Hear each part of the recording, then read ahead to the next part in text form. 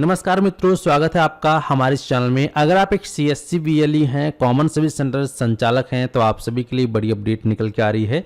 CSC के माध्यम से आधार KYC के द्वारा लोगों का रजिस्ट्रेशन स्टार्ट कर दिया गया है।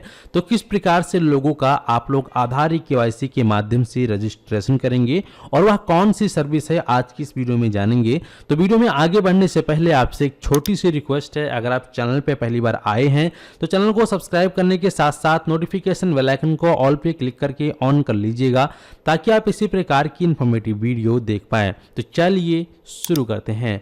जैसा कि आप लोग देख पाएंगे, CSC GOV के माध्यम से इस सर्विस को हाल ही में कुछ दिन पहले ही CSC डिजिटल सेवा पोर्टल में लॉन्च किया गया था, national fisher digital platform NFDP service.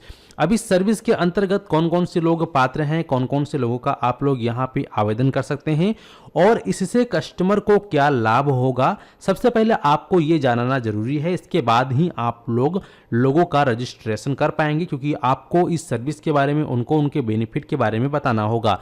तो जैसे कि बताया गया है कि CSC करेगी मत्स्य पालन क्षेत्र में डिजिटलीकरण, मछली पालकों को चिन्हित करके ऋण मिलना होगा आसान, बढ़ेंगे कारोबार, मिलेंगे रोजगार के नए अवसर।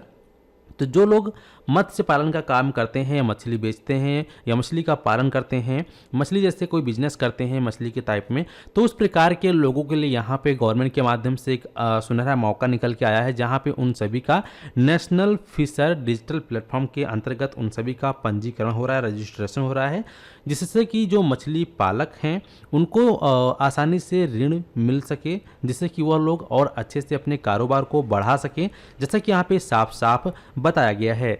तो आप लोग किस प्रकार से उन सभी लोगों का रजिस्ट्रेशन करेंगे, तो इसके लिए सबसे पहले आपको अपने डिजिटल सेवा पोर्टल से CSC पोर्टल में लॉगिन हो जाना है। इसके बाद आप सभी को स्क्रॉल करते हुए नीचे आना है। न्यूली अराइव्ड में ही आपको सर्विस देखने को मिलेगा, नेशनल फिशर रजिस्ट्रेशन का। आप इस पे क्लिक करेंगे, यहाँ पे आप बी प्रोडक्ट पे क्लिक करेंगे। इतना क्लिक करते ही आप सभी के सामने इस प्रकार से पोर्टल ओपन हो जाएगा, नेशनल फिशर डिजिटल प्लेटफॉर्म। यहाँ पे आने के बाद अब आपको अगर रजिस्ट्रेशन करना है तो रजिस्ट्रेशन करने के लिए यहाँ आपको एक ऑप्शन मिलता है लॉगिन का। आप लॉगिन बटन पे क्लिक करेंगे, इस प्रकार से 3 ऑप्शन आएंगे। आपको VLE लॉगिन पे क्लिक करना है और फिर यहाँ पे नेक्स्ट ऑप्शन पे क्लिक कर देना है। जैसे ही आप नेक्स्ट ऑप्शन पे क्लिक करेंगे, अगर आप फर्स्ट टाइम इसमें लॉगिन हो रहे होंगे तो ये आपसे CSC ID की परमिशन मांगेगा, आपको अलाउ करना है। इसके बाद फिर आप सभी इसके अंदर लॉगिन हो जाएंगे। लॉगिन हो जाने के बाद आपका जो डैशबोर्ड है इस प्रकार से शो हो जाएगा। अब यहाँ पे किस प्रकार से आवेदन करना है, तो आवेदन करने के लिए अप्लाई फॉर रजिस्ट्रेशन का एक ऑप्शन आपको दिखाई देगा सर्विसेज में ही। आपको इस वाले ऑप्शन पे क्लिक करना है। इतना क्लिक करते ही यहाँ पर आप सभी के सामने NFDP रजिस्ट्रेशन का ऑप्शन आ जाएगा। यहाँ आपको 2 ऑप्शन दिखाई देगा, इंडिविजुअल और ऑर्गेनाइजेशन। तो अगर कोई व्यक्ति इंडिविजुअल यानी कि वो खुद से काम करता है, मछली पालन का काम करता है, मछली बेचने का काम करता है, तो वो इंडिविजुअल सेलेक्ट करेगा। अगर कोई फॉर्म है, कोई कंपनी है, 10-15 लोग मिलके काम करते हैं, तो ऐसे में वो एक ऑर्गेनाइजेशन होता है, तो उसको सेलेक्ट करेंगे। तो हमारे केस में इंडिविजुअल है, तो हम यहाँ पे इंडिविजुअल को सिलेक्ट करेंगे। फिर यहाँ पे हम सबमिट बटन पे क्लिक करेंगे। जैसे ही आप सबमिट बटन पे क्लिक करोगे, यहाँ पे इस प्रकार से इंडिविजुअल रजिस्ट्रेशन के लिए ऑप्शंस आ जाएगा। यहाँ पे बताया गया है enter mobile number, Aadhaar link mobile number is preferred. यहाँ पे बताया गया है कि उस कस्टमर का जिसका आप पंजीकरण कर रहे हैं उसके आधार में जो नंबर लिंक है वही नंबर आपको यहाँ देना है, कैप्चा कोड यहाँ देना है, फिर आपको सेंड OTP पर क्लिक करना है। तो जैसे ही आप सेंड OTP करते हैं तो उस व्यक्ति के मोबाइल नंबर पर एक OTP चला जाएगा, जो कि 4 अंकों का OTP होगा। तो वह OTP आपको यहाँ पे डाल देना है। OTP डालने के बाद यहाँ पर वैलिडेट पर क्लिक करना है। जैसे ही आप वैलिडेट पे क्लिक करते हैं तो आपके सामने इस प्रकार से इंडिविजुअल रजिस्ट्रेशन पेज आ जाएगा। अब यहाँ पे आप देखेंगे कि उस व्यक्ति का आपसे आधार कार्ड नंबर मांगा जा रहा है, तो उसका आधार कार्ड नंबर आप यहाँ डालेंगे। यहाँ वेरिफिकेशन करने के लिए OTP और फिंगरप्रिंट के 2 ऑप्शन दिखाई देंगे। तो आप चाहें तो OTP के थ्रू भी यहाँ पर उस व्यक्ति का वेरिफिकेशन कर सकते हैं, या फिर आप चाहें तो फिंगरप्रिंट के माध्यम से भी उसका वेरिफिकेशन कर सकते हैं। तो इसके लिए आपको फिंगरप्रिंट को सेलेक्ट करना है और अगर आप OTP के माध्यम से चेक करना चाहते हैं तो आप OTP पर क्लिक करेंगे, इस बॉक्स पर टिक करेंगे और फिर यहाँ पर आप वैलिडेट आधार पर क्लिक करेंगे। जैसे ही आप वैलिडेट आधार पे क्लिक करते हैं तो आपके आधार में जो नंबर रजिस्टर्ड है, यानी कस्टमर के आधार में जो नंबर रजिस्टर्ड था उस पर एक बार फिर से OTP भेजा गया होगा, वो OTP डालोगे, वैलिडेट पे आप क्लिक करोगे। जैसे ही आप यहाँ पे वैलिडेट पे क्लिक करोगे तो आप देख पाओगे कि आप सभी के सामने उस कैंडिडेट का जो भी फोटो है, जो भी उसके आधार कार्ड में डिटेल था, यहाँ पे फैच होके आ चुका है। तो अब आपको थोड़ा सा स्क्रॉल करते हुए नीचे आ जाना है। तो यहाँ पे अब आपको सोशल कैटेगरी पे क्लिक करना है। उसका सोशल कैटेगरी क्या है, OBC, जनरल, SC, ST, जो भी उसका कैटेगरी है वह कैटेगरी आप सेलेक्ट करोगे। यहाँ पे अगर उस व्यक्ति की शादी हो गई है तो यस करोगे, नहीं हुई है तो नो पे क्लिक करोगे। तो यहाँ पे चलिए हम यस पे क्लिक कर देते हैं। इसके बाद उस व्यक्ति का अगर ईमेल ID है तो ईमेल ID यहाँ डाल देंगे, नहीं है तो यहाँ पे इसको ब्लैंक छोड़ सकते हैं, लेकिन अगर ईमेल ID है तो यहाँ पे जरूर डाल देना।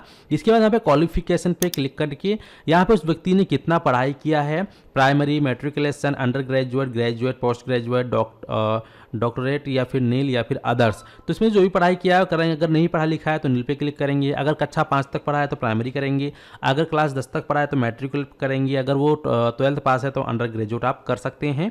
ठीक है, तो यहाँ पे चलिए हम ग्रेजुएट पे क्लिक कर देते हैं। इसके बाद उसका UN नंबर मांग रहा है। UN नंबर यानी कि उसका ई श्रम कार्ड का नंबर मांगा जा रहा है। तो ई श्रम कार्ड कैसे प्राप्त होगा, तो ई श्रम कार्ड आप जो है ई श्रम कार्ड की ऑफिशियल साइट पर जाकर उस व्यक्ति का मात्र 2 मिनट में ही आधार OTP से ई श्रम कार्ड बना सकते हैं। या उसका ई श्रम कार्ड बना होगा तो उसमें 12 अंकों का UN नंबर होगा, वह UN नंबर आप यहां डालोगे। इसके बाद ये पूछ रहा है आर यू दिव्यांग, अगर वह व्यक्ति दिव्यांग है तो यस करेंगे, नहीं है तो नो पे क्लिक करेंगे। इसके बाद यहाँ पे फिर आप सेव एंड नेक्स्ट ऑप्शन पे क्लिक करेंगे। नेक्स्ट पे क्लिक करने के बाद यहाँ पे उस व्यक्ति का परमानेंट एड्रेस के लिए फॉर्म आ जाएगा। तो यहाँ पे उस व्यक्ति का जो भी हाउस का नंबर या जो भी डिटेल है वो डालेंगे, उसका स्ट्रीट, लैंडमार्क, लोकेलिटी, उसके बाद यहाँ पे उसका स्टेट और डिस्ट्रिक्ट तो ऑटोमेटिक सेलेक्टेड रहेगा। यहाँ पे उसका सब डिस्ट्रिक्ट यानी तहसील क्या है वो आप यहाँ डालेंगे। इसके बाद फिर स्क्रॉल करते हुए आपको नीचे आना है। पूछ रहा है current address same permanent address. अगर जो आपने ऊपर एड्रेस फिलअप किया था परमानेंट एड्रेस, अगर आपका परमानेंट एड्रेस और करंट एड्रेस सेम है तो इस बॉक्स पे टिक करोगे तो ऑटोमेटिक जो नीचे वाला एड्रेस है करंट एड्रेस फिलअप हो जाएगा। लेकिन अगर परमानेंट एड्रेस अलग है, करंट एड्रेस अलग है, तो फिर आप यहाँ पे मैनुअली वो एड्रेस फिल करेंगे और फिर आप यहाँ पे सेव एंड नेक्स्ट पर क्लिक करेंगे। करने के बाद यहाँ पे इस प्रकार से ऑप्शन आएगा योर प्रोफेशनल डिटेल में। तो यहाँ पे उसका क्या पेशा है वो आप सेलेक्ट करेंगे, वह किस प्रकार का उसका पेशा है, क्या काम करता है, फिशर है या फिर फिशर प्रोड्यूसर है या फिर जो है यहाँ पे फिश फीड प्रोड्यूसर है, फिश प्रोसीजर है। तो जो भी यहाँ पर उसका पेशा है, जो काम करता है, वो आप यहाँ पे सेलेक्ट कर लेंगे। इसके बाद फिर यहाँ पे जो है ऑप्शन आएगा टाइप ऑफ एक्टिविटी। तो इस पर क्लिक करके अगर आपके नॉट अप्लीकेबल है तो नॉट अप्लीकेबल पे क्लिक करोगे, या फिर कुछ और ऑप्शंस आ रहे हैं आपके कैटेगरी के अनुसार तो वो आप सेलेक्ट करेंगे। इसके बाद आप इसमें फुल टाइम काम करते हैं या पार्ट टाइम काम करते हैं वो आप यहाँ पे चूज़ करेंगे। इसके बाद यहाँ पे स्पेसिफिक अगर आपको कुछ लिखवाना है, कस्टमर को लिखवाना है तो उससे पूछ के लिख सकते हैं। अदरवाइज यहाँ पे आप सेव एंड नेक्स्ट पर क्लिक करेंगे। ठीक है, जैसे आप सेव एंड नेक्स्ट वाले ऑप्शन पे क्लिक करोगे तो यहाँ पे लास्ट स्टेप में योर बैंक का डिटेल, यानी कि आप जौन से बैंक में गवर्नमेंट के माध्यम से सहायता राशि प्राप्त करना चाहते हैं, जो कस्टमर है वो जो प्राप्त करना चाहता है, तो उस कस्टमर का जो भी बैंक अकाउंट होगा वो उसका नेम यहाँ डालेंगे, उसका बैंक यहाँ से आप सेलेक्ट करेंगे, जौन सा भी उसका बैंक होगा वो बैंक आप यहाँ से बैंक का नेम सेलेक्ट करोगे। ठीक है, तो जो भी उसका बैंक का नेम है हम यहाँ पे चलिए सेलेक्ट कर लेते हैं एक इसमें से।